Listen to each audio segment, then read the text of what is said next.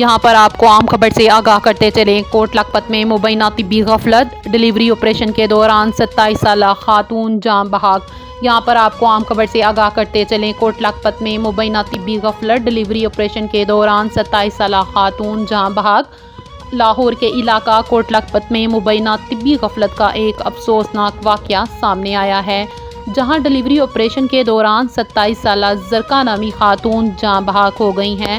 اہل خانہ کے مطابق زرقا کو زچگی کے لیے ایک نجی ہسپتال منتقل کیا گیا تھا، جہاں دوران علاج اس کی طبیعت اچانک بگڑ گئی اور وہ جاں بحق نہ ہو سکی۔ متوفیہ کے والد کا کہنا ہے کہ ان کی بیٹی کو نجی ہسپتال لے جایا گیا، جہاں اسے خون لگایا گیا، تاہم اس کے فوراً بعد اس کی حالت غیر معمولی طور پر خراب ہونا شروع ہو گئی۔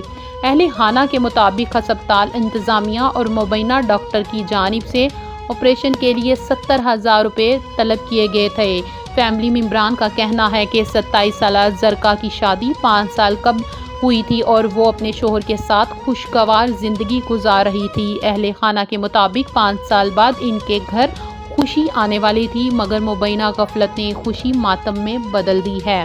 واقعے کے فوراً بعد متوفیہ کے والدین اور سسرال والے شدید غم و صدمے سے نڈال دکھائی دے رہے ہیں۔